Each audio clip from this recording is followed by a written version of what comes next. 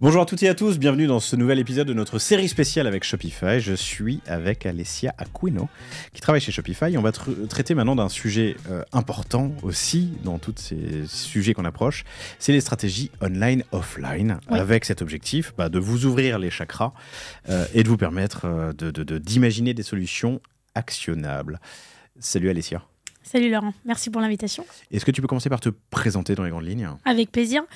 Oui, donc moi c'est Alessia Aquino et j'ai rejoint Shopify récemment sur le poste de Senior Account Executive et je m'occupe spécifiquement du retail. Donc ça veut dire que j'accompagne les marques qui ne sont pas encore dans l'écosystème Shopify et qui souhaitent justement adopter une démarche de commerce unifié.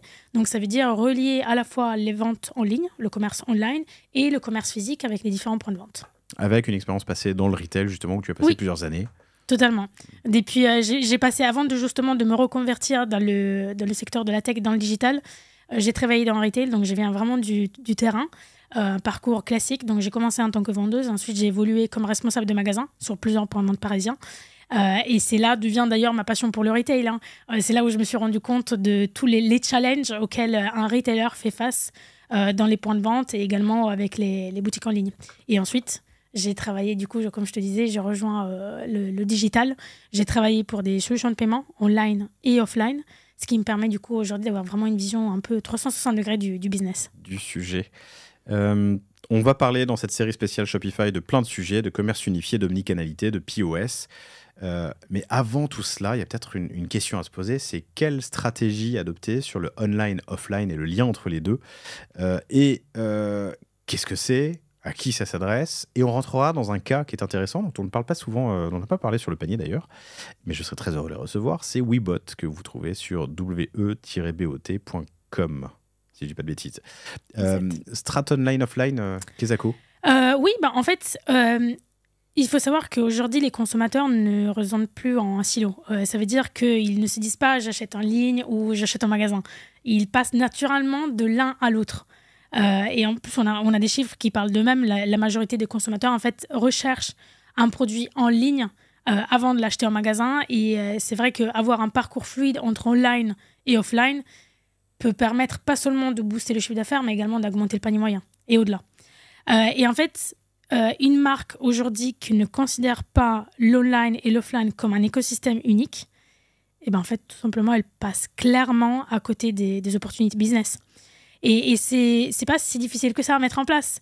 En fait, il suffit de centraliser les données pour avoir un suivi fluide entre les différents canaux, synchroniser les stocks en temps réel pour éviter justement la frustration client, et aussi former les équipes en magasin pour faire en sorte qu'ils utilisent le digital en fait comme un levier et pas forcément comme un concurrent.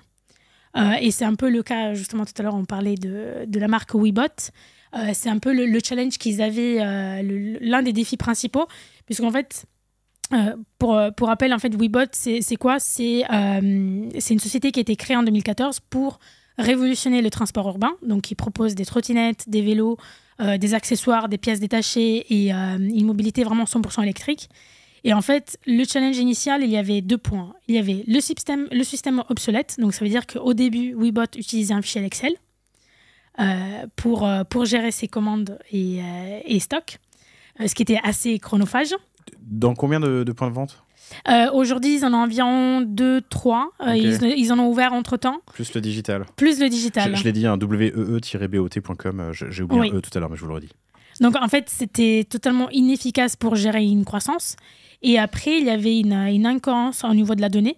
C'est-à-dire, en fait, il y avait une incapacité de centraliser les données, que ce soit à la fois sur le online, offline, ce qui a entraîné en fait des problèmes de disponibilité des produits, et ça a affecté aussi l'expérience client, et surtout, il y avait moins d'opportunités de vente.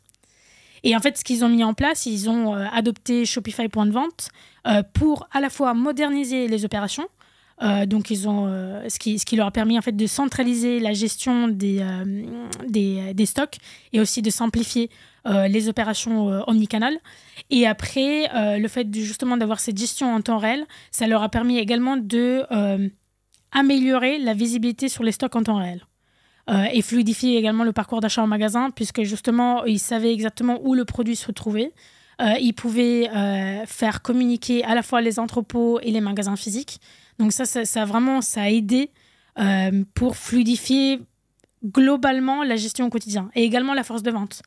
Parce que les forces de vente en magasin, ils étaient justement équipés, ils sont équipés aujourd'hui avec des tablettes, ce qui leur permet justement de, quand un client vient en magasin, tout simplement de retrouver le fichier client, de suivre la commande, de savoir communiquer plus facilement avec le client, donc finalement de créer moins de frustration, puisque le client a une visibilité totale sur tout ce qui se passe. Et aussi, justement, sur l'historique des commandes, ça permet aux vendeurs derrière d'aller faire justement de l'upsell, du cross-sell, en proposant d'autres produits d'entretien pour les trottinettes, pour les vélos. Parce que le stock, ça peut être un sujet très complexe. Il est réel et physique et déployé. Il peut être dématérialisé. Il peut être externalisé. Oui. Il peut y avoir un stock central pour le digital, puis les stocks des boutiques. Comment est-ce qu'ils ont abordé la question ? En fait, il peut y avoir aussi différents entrepôts. Donc, il faut savoir jongler en fait, entre tous ces points. Et en fait, c'est l'avantage justement de Shopify, c'est que comme ils ont un seul cerveau qui leur permet de gérer toute l'activité, et notamment également les stocks, et en fait, il suffit tout simplement de se connecter à Shopify POS. Et là, ils peuvent avoir une visibilité globale sur tout ce qui se passe. Est-ce qu'il y a un produit qui vient d'être acheté en ligne ? Très bien, il est automatiquement en temps réel retiré des stocks. Donc, ça leur permet d'avoir une visibilité globale sur tout ce qui se passe dans l'entrepôt, les stocks en magasin, le stock online. Vraiment, tout est relié, un seul cerveau. Qu'est-ce qui se passe si je vends physiquement un produit qui a été vendu en ligne 3 minutes plus tôt, 5 minutes plus tôt ? En temps réel. Donc, ça veut dire qu'automatiquement... Au moment où je le passe en caisse, on me dira non, il n'est pas disponible, en fait, c'est ça ? Oui, ouais. Absolument. Oui, absolument. En fait, comme ça fait une mise à jour en temps réel, automatiquement, comme tu dis, je passe la commande, le produit n'est plus disponible. J'ai une notification qui, tout simplement, me dit que ce produit-là n'est pas disponible. Compris. On peut gérer aussi la profondeur, du coup, du stock avec... Oui. Okay. Absolument. Et on peut, en fait, améliorer également le temps de traitement. Typiquement sur le passage en caisse, c'est quelque chose qu'on peut absolument fluidifier. C'est ce qu'ils ont fait Webot, ils ont réduit presque de 50% le passage en caisse justement pour avoir une meilleure gestion des commandes. Donc, ce qui a entraîné également une meilleure satisfaction client. Le métier de vendeur change. Totalement. En fait, tu as une approche déjà... je peux te dire que si à l'époque j'avais Shopify en magasin, je serais beaucoup plus contente parce que j'avais déjà la visibilité sur mon fichier client et ma gestion des stocks. Parce que pour la petite histoire en vécu, j'avais pas de visibilité sur mon stock. Donc ça veut dire que si j'avais un client qui venait en magasin et qui cherchait tel produit dans telle couleur, dans telle taille, j'étais obligée de prendre mon téléphone et d'appeler toutes les boutiques jusqu'à trouver le bon produit. Et en fait, ça engendrait du stress pour le client qui devait jongler d'une boutique à l'autre. Et aussi derrière, en fait, c'était frustrant pour les équipes parce que c'était une vente en moins, c'était du temps perdu où là, en fait, tu as besoin juste que l'outil soit prêt pour te donner la visibilité. Et ça, c'est ce qui permet aujourd'hui Shopify. Donc, ça te permet d'avoir une visibilité. Donc, le vendeur a une tablette entre les mains qui lui permet de savoir exactement où est le produit, s'il est disponible ou pas. Le client peut l'acheter en magasin et peut l'acheter en ligne, et le retirer en magasin, ou vice-versa. Donc, en fait, il y a vraiment un parcours unifié. Ce qui permet, du coup, derrière, de fidéliser le client. Un client content, c'est un client qui revient. C'est là où, justement, ta rétention, elle est beaucoup plus forte. Et aussi, toi, derrière, ça te permet d'avoir une visibilité, de savoir ce qui se passe. Entre eux aussi, la force de vente qui est en magasin, qui est sur le terrain, et aussi l'équipe qui est au siège.